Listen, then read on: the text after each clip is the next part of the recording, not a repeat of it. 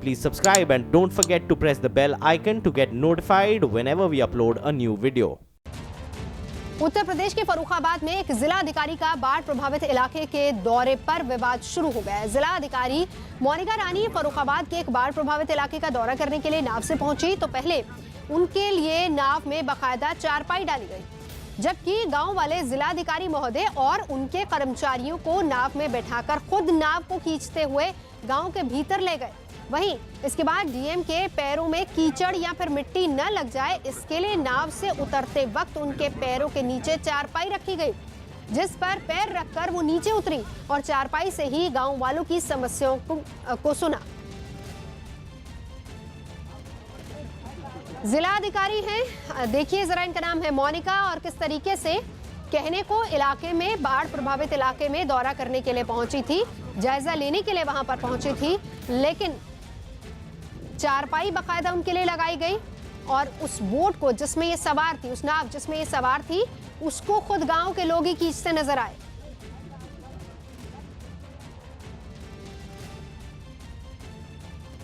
भारी बारिश की वजह से देहरादून की सड़कें भी तालाब में तब्दील होती नजर आ रही हैं। यहाँ तेज बारिश के चलते आम जनजीवन बुरी तरह से प्रभावित हुआ है। वहीं सड़कों पर पानी भर जाने की वजह से दोपहिया वाहन भी फंस गए, जबकि बारिश के पानी की वजह से बिंदाल नदी में जलस्तर बढ़ने से नदी किनारे के 3 दुकानें तेज बहाव में बह गई।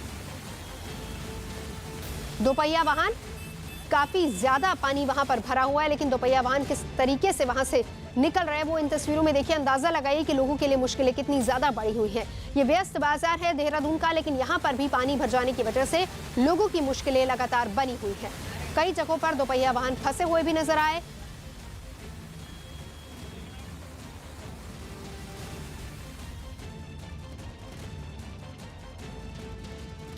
और उत्तराखंड के टिहरी की तस्वीरें दिखाते हैं, जहां पर भारी बारिश की वजह से पहाड़ खिसकने से चट्टान के बड़े टुकड़े मलबे की शक्ल में नीचे गिरने लगे। वहां पिछले 14 दिनों से लगातार बारिश हो रही है, जिसकी वजह से पहाड़ का एक बड़ा हिस्सा खिसक गया। पहाड़ से चट्टान के टुकड़े पानी के साथ बहकर नीचे आने लगे, जिससे वहां बने मकानों पर खतरा मंडराने लगा। लेकिन ये अकेला खतरा नहीं बताया गया। पहाड़ खिसकने की वजह से देहरादून और टिहरी की सीमा पर एक बड़ी झील बन गई है और इस झील में बारिश का पानी जमा होने से इलाके में बाढ़ का खतरा लगातार मंडरा रहा है। हालांकि सूचना मिलते ही प्रशासन ने मामले को गंभीरता से लिया और अधिकारियों ने झील का दौरा किया। बताया गया कि पहाड़ खिसकने से बनी ये झील करीब 50 मीटर गहरी और 100 मीटर चौड़ी है। झील बनने की वजह से बढ़े खतरे को देखते हुए प्रशासन ने उसके आसपास बने मकानों को खाली करवा दिया।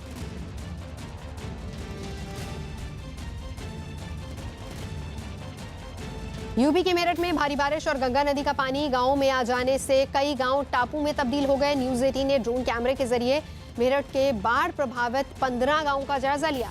इस दौरान कई गांव पूरी तरह से पानी में डूबे नजर आए। सड़कें पानी में डूब गई। एक जगह से दूसरी जगह जाने के लिए लोग नाव का सहारा ले रहे हैं। बाढ़ में अब तक 3 लोगों की मौत की भी खबर आई है।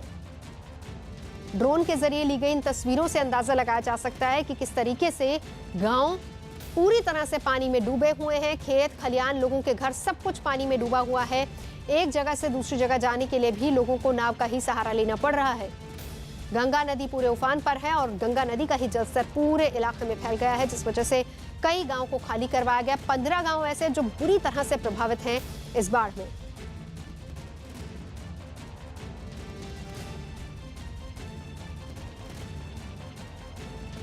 जम्मू कश्मीर में अगवा किए गए पुलिस के जवानों और उनके परिजनों समेत 15 लोगों को आतंकियों ने छोड़ दिया है। इनमें शुक्रवार शाम को अगवा किए गए सीआरपीएफ जवान का बेटा भी शामिल है। आतंकियों ने बीते कुछ दिनों में कई पुलिस वालों समेत उनके परिजनों को अगवा कर लिया था और बदले में पूछताछ के लिए हिरासत में लिए गए अपने लोगों को छोड़ने की मांग की थी।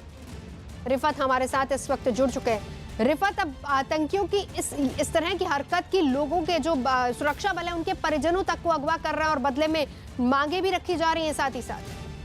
देखिए नौजोत, ये काफ़ी ट्रिकी सिचुएशन हो गई है सिक्योरिटी फोर्सेस के लिए, खासतौर से पुलिस के लिए काफ़ी ट्रिकी सिचुएशन बन गई है। और अभी कुछ इत्तला आ रही है कि कुछ एसपीओज जो हैं उन्होंने रिज़ाइन भी किया है साउथ कश्मीर में। 3 से 4 ऐसे एसपीओज हैं जिनका नाम भी सामने आ रहा है कि उन्होंने नौकरी छोड़ दी है। एसपीओ वो लोग होते हैं जो परमानेंट पुलिस में नहीं होते बल्कि टेम्प्रेरी सर्विस होती है, 6000 रुपये की उनको तनख्वाह मिलती है।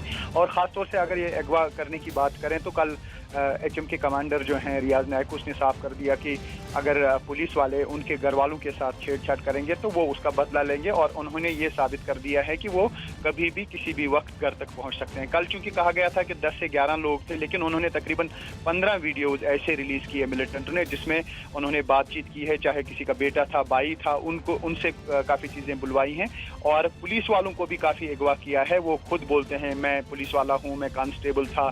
तो इस तरीके से ये उन्होंने साबित कर दिया कि वो कभी भी किसी भी जगह पे पुलिस वालों की फैमिली के किसी भी परिजन को साथ में लेके जा सकते हैं। तो अब जो कि सबको रिलीज कर दिया गया है, लेकिन पुलिस के लिए चिंता जरूर बढ़ गई है, खासतौर से साउथ कश्मीर में, कि वो कैसे ऑपरेट करें, और क्योंकि या तो एंटी मिलिटेंसी ऑपरेशन को अंजाम नहीं देने हैं या फिर नौकरी छोड़नी है, सिक्योरिटी पॉसिबल नहीं है कि हर किसी के घर में हो। तरीके से परिवार को टारगेट करके कहीं ना कहीं दहशत फैलाने की भी कोशिश है। नजर बनाए रखिए रिफत।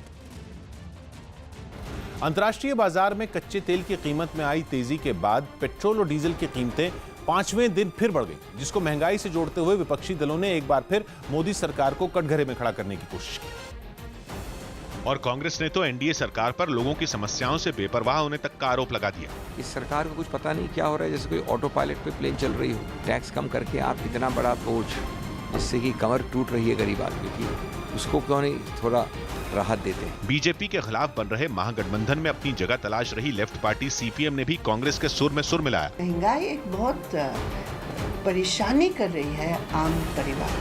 विपक्ष की ओर से सरकार पर लोगों के हितों की अनदेखी के आरोपों के बीच बीजेपी ने भी जवाब देने के लिए मोर्चा संभाला। घोटालेबाज भी खत्म हुए हैं, लूट लाभी भी खत्म हुई है, और वो पेट में दर्द उन लोगों को जरूर होगा जो लोग कि आज तक इसके सहारे अपनी सियासत करते हैं। हालांकि सियासी बयानबाजी एक तरफ, लेकिन डॉलर के मुकाबले रुपए की गिरावट का असर भी तेल की कीमतों पर दिख रहा है। जम्मू और कश्मीर के राजौरी में सड़क पर एक बच्चा एक गाड़ी की चपेट में आ गया। गनीमत ये रही कि जोरदार टक्कर के बावजूद बच्चे की जान बच गई, लेकिन वहां मौजूद लोगों को ये किसी चमत्कार जैसा लगा। सीसीटीवी कैमरे में रिकॉर्ड तस्वीरों में साफ दिखा कि ये बच्चा अपने बैग के साथ सड़क के किनारे खड़ा था। बच्चे की मां सड़क की दूसरी ओर थी, जिसे देखकर बच्चे ने अचानक दौड़ते हुए सड़क पार करने की कोशिश की, लेकिन तभी पीछे से आ रही गाड़ी उसे जोरदार टक्कर मारते हुए निकल गई। टक्कर के बाद बच्चा सड़क पर गिरा और उसके हाथ से बैग छूट गया, लेकिन देखने वाले हैरान रह गए जब वो तुरंत ही घुटनों के बल खिसकते हुए सड़क के किनारे आने लगा। इस बीच पीछे से आ रही एक दूसरी गाड़ी भी उसके बेहद करीब आ चुकी थी, लेकिन वक्त रहते उसके ड्राइवर ने ब्रेक लगा दी। इस हादसे को देखकर बच्चे की मां भी सामने से दौड़ती हुई आई और उसे गोद में उठा लिया। वहीं सड़क पर खड़े दूसरे लोग भी बच्चे के पास जमा हो गए। इसके बाद बच्चे को लेकर उसके घर वाले अस्पताल पहुंचे, जहां डॉक्टर उसकी मरहम पट्टी के बाद इलाज में जुट गए। डॉक्टरों ने बताया कि बच्चे को जल्द ही अस्पताल से छुट्टी मिल जाएगी। इस साल की पहली तिमाही में यानी अप्रैल से जून के बीच देश की आर्थिक विकास की दर शानदार रही। इस तिमाही में जीडीपी बढ़ने की दर पिछले 2 साल में सबसे ज्यादा रही। बीते कारोबारी साल की आखिरी तिमाही के 7.7% से बढ़कर अप्रैल से जून की तिमाही में देश की जीडीपी ग्रोथ रेट 8.2% पर पहुंची। पिछले साल की इसी तिमाही में जीडीपी बढ़ने की दर केवल 5.6% रही थी। अप्रैल से जून के बीच कृषि क्षेत्र में ग्रोथ सालाना आधार पर 4.5% से बढ़कर 5.3% हो गई, तो मैन्युफैक्चरिंग सेक्टर की ग्रोथ 9.1% से बढ़कर 13.5% पर पहुंच गई, यानी 4.4% का भारी भरकम इजाफा दर्ज किया गया।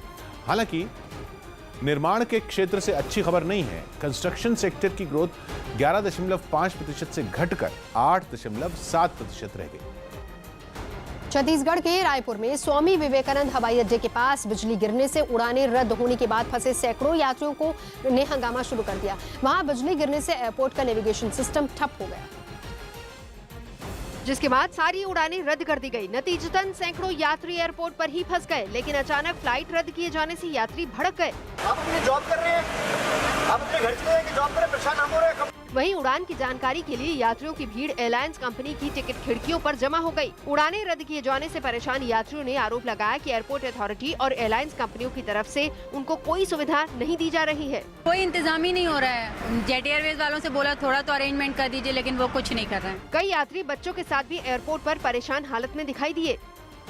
वहीं मौके का फायदा उठाकर टैक्सी और दूसरे गाड़ी वालों ने किराए बढ़ा दिए, जिससे एयरपोर्ट से निकलने वाले यात्रियों की परेशानी में और इजाफा हो गया।